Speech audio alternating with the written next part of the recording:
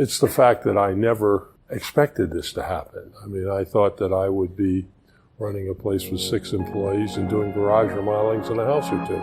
Business of Architecture episode 300. Hello, Architect Nation.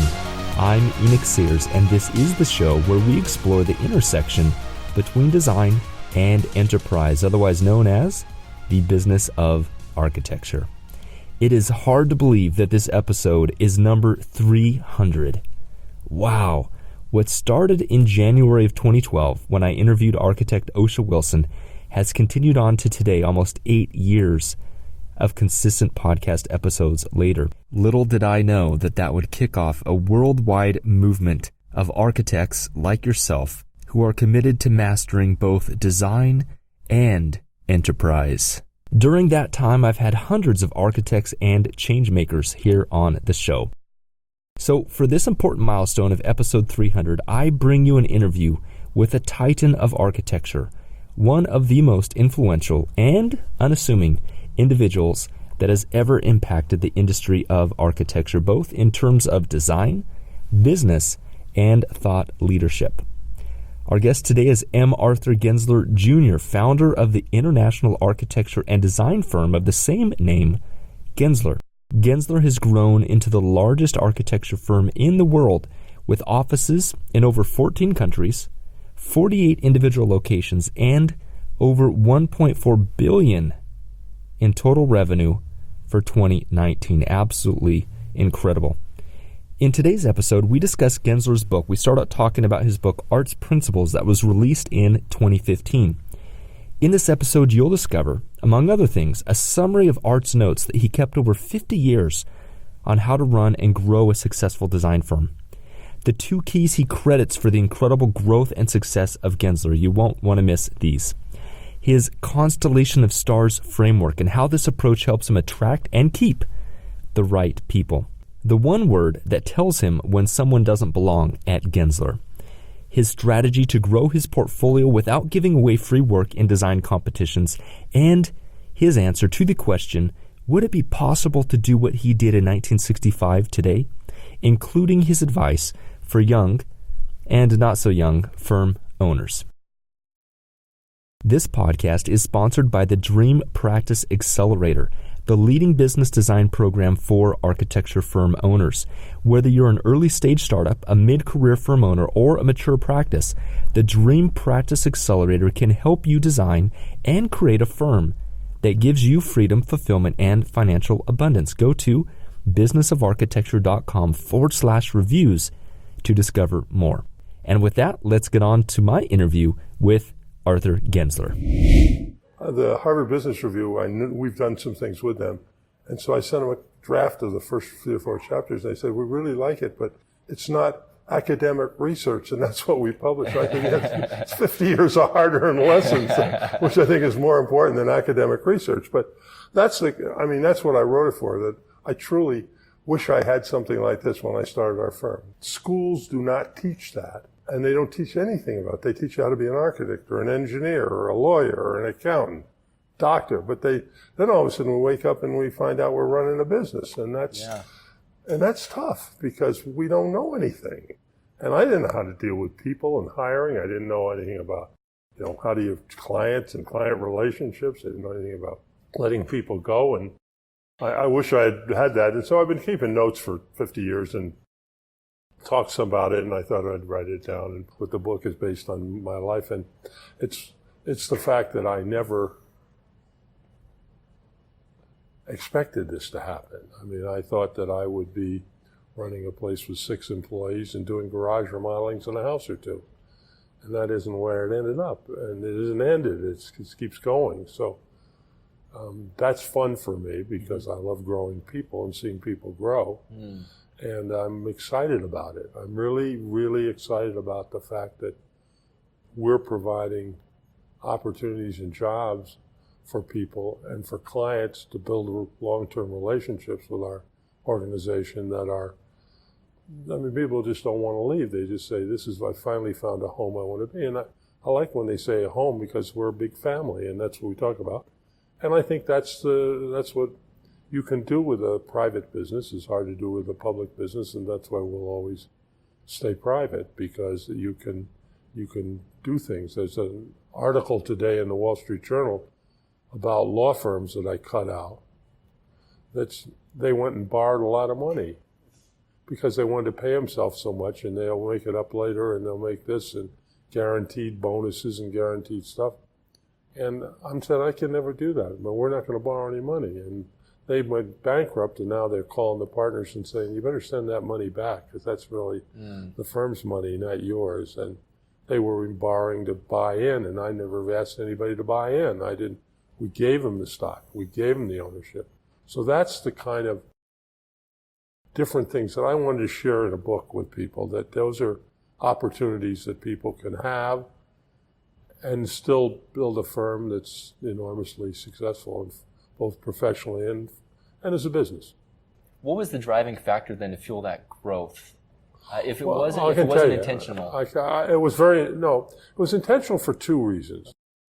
The first one is when I asked somebody to join the firm, I really want them to stay forever. And that takes a continuous volume of business. But I wanted to build a family of people that respected and worked together. And so I felt an obligation, if somebody's going to stay with me, to have a growth path and not have a series of principles that are sitting on top of it, and there's no place for them to grow. So as we add offices, we add practice areas, we do other things, there are opportunities for people to take on new challenges and professionally and financially grow. And I felt that was an obligation I had. If I wanted to say to somebody, I want you to stay here for the rest of your business career. That was the first thing. The other thing... Would you say that to them openly? And oh, yes. Oh, very much so. Mm-hmm. And the other part is the flip side of it. I wanted clients that said, we're going to spend and invest with you over a period of time in you, in this organization. And we're going to ask you, and we said, we do whatever you ask us to do, wherever you ask us to go, and do it. Well, that's a big commitment, but we have almost 200 firms with what we call global contracts. And so they pick up the phone and say, can you be in Zambia tomorrow? I don't know where hell Zambia is, but we'll look it up in Atlas and we'll find out and we'll have somebody there. That's the commitment we've made to people. And so we have these, what we call we're a trusted advisor to these clients, and we're really part of their operations and thinking because we've done it over and over and over again, and we've learned. So I have an example I use a lot, but I used to have a guy that would do beautiful work. He was a great designer, and he was terrific. But every client, about halfway through the construction, would say, get that son of a bitch off this job. It's driving me crazy. He goes in, he wants to change this. He wants to modify that. He wants to change that color and make it a little darker, and that shade over there a little lighter. I want to open the space. I want to use it. And I use an expression that I have a rubber band and you stretch it, and if you stretch it too far, it breaks and you lose everything. It doesn't work anymore.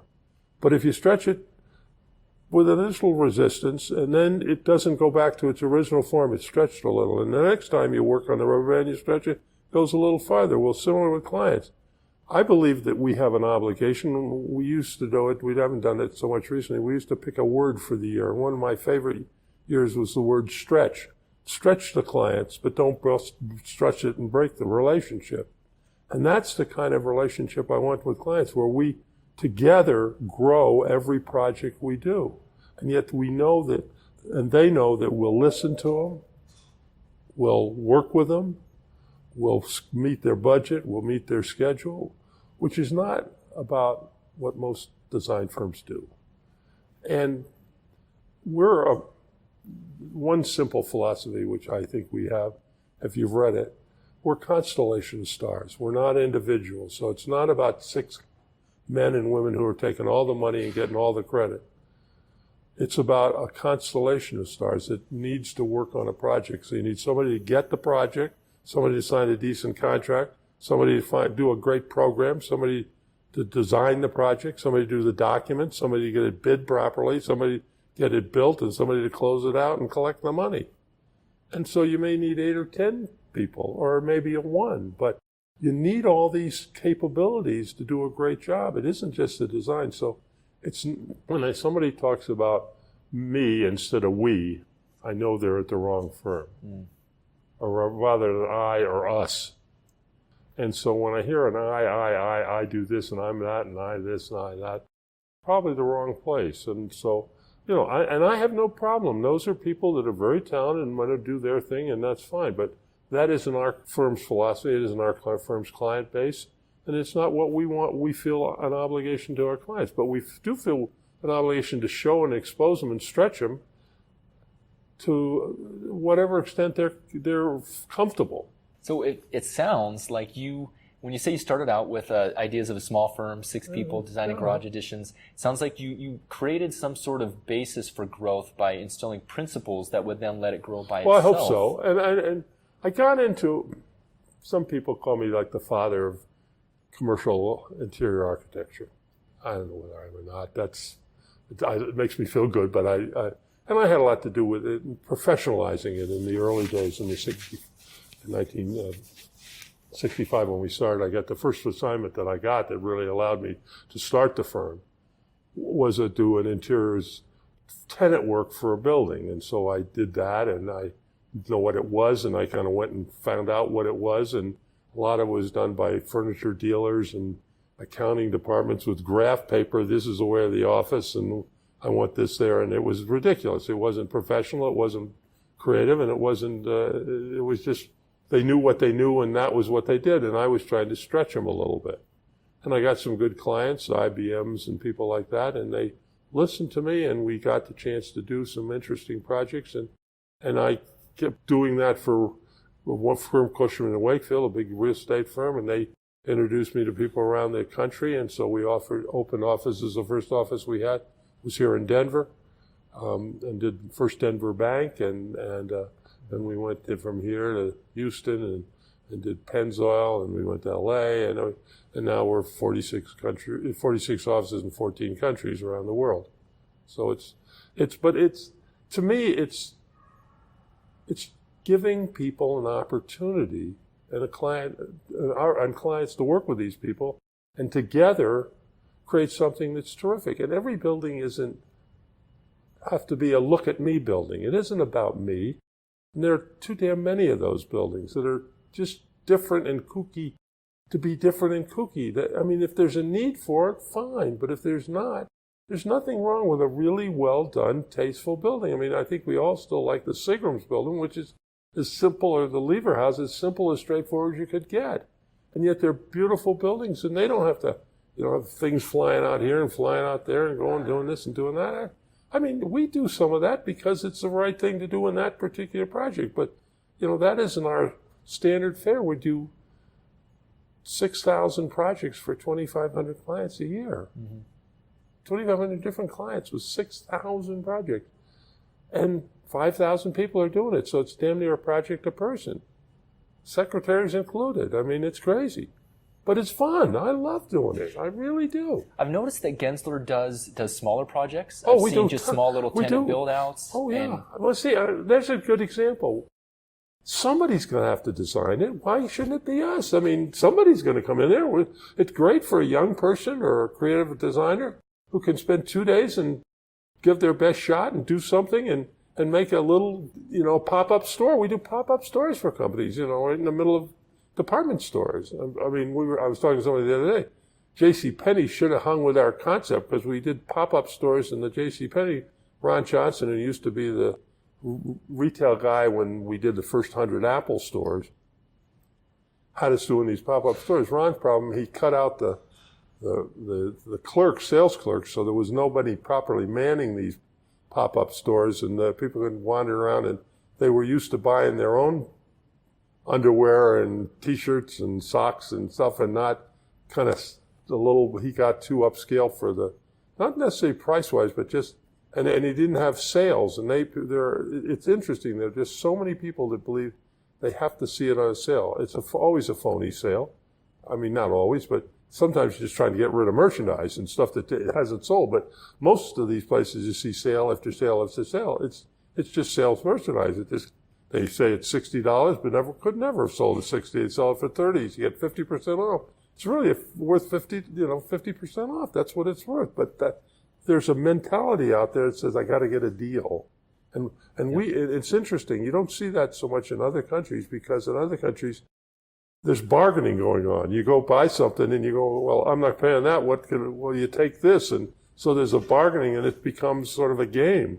But people are very awkward. It's like why we all hate to buy automobiles, because that's the way you're supposed to buy an automobile. I don't know why, but that's the way they've said it. Every time, like, oh God, I'm going to forget the name of the car company. The General Motors Saturn was going to be a car company. That price was the price, and never made it, because people said, well, I want, when you buy a car, the salesman says once, and he runs back to the manager and he says, no, you can't, I can't possibly sell for that. Maybe you could go down a little, and it's a game, but everybody knows kind of where it's going to end up. And then now, especially with, the internet now, everybody knows, but they still play the game. I don't know why. I want to go back. So let's go back 50 Sure. years. Okay. Sure. And let's speak to the up and coming designers now, people who want to start their own firms. Yeah. Do you think it'd be possible to do what you did Sure. today? Sure. How would It's you go? How America. would you go about it? Well, first, you got to get a decent job to start. And that's always the toughest way, is to get that first job. Now, the problem is, and I talk a little bit about it in the book, the problem is most people think you get it by doing a design competition. And maybe you do a little in the very beginning. But why would you give away your intellectual property and sell working drawings? It doesn't make any sense. It's stupid. So the way I got into expanding the firm is I went and joined the Chamber of Commerce, and I finally got on the board of the Chamber of Commerce, and I joined a club, a luncheon club, and I met people, and I rode a ferry boat back and forth to Tiburon. Instead of locking myself in the paper or talking to a bunch of architects or designers, I talked to the lawyers and the bankers and had a beer with them as we went on our way home on this ferry boat. And so I got myself in a position. They said, somebody said, God, I got to figure out what I'm going to do with this office. Well, I don't know, didn't tell you, but that's what I do. I could help you with that project. And I'm not bashful. And they, frankly, are delighted to deal with somebody they've met and work with. So I think you have to get yourself in a position. And one of the things that most designers spend their time talking to other designers. It's almost like, why are you talking to a bunch of entrepreneurial architects? I mean, that's my competition. Well, my reason that I do it is very simple. I think all boats rise in a rising tide. And I'm tired of people that think that the way you get business is to quote cheap fees and then try to add on and add on and add on and not pay attention anyway. And so what I'm trying to go around and say, these are things that have really worked for us and made me a wealthy man and a successful entrepreneur. And I'm not embarrassed about it. I mean, I think I've earned what I've created, and I'm not that wealthy, but I'm okay, comfortable. And so are a lot of the people in our firm. Most of them will be very comfortable. And so I think that you just got to get yourself in a position. And then, but don't worry about it being the fanciest project. Don't worry about it being a StarTech project, even if it's your first project, a little one. Sure, you want a nice project, but do stuff. I mean, I talk in the book about Don Fisher kicking sand on me. Mm-hmm. And he kicked sand on me. He said, can you do a store, which it turned out to be the Gap store? I did 3,000 of the damn thing. Well, why would you want to do 3,000? Well, I can tell you, if you take what the price of a store is and add it by 3,000, you'll find out it's a lot of money. Kept a lot of people busy. But what it really did was it introduced me to the retail world. I had done a few little tiny dress shop and a barber shop. I mean, I did anything. I mean, I wouldn't think you would take 2 cents to. Now with a camera you can take pictures of everything, but in those days we had film and develop and get a professional photographer. Nothing was worth that. But the fact is that the Gap had happened. I mean, I'm a lucky guy, and I think but you get lucky by being in position and to get opportunities. And so one of the things is I believe in, and I'll be talking a lot about tomorrow, is unanticipated opportunities that opportunities come to people.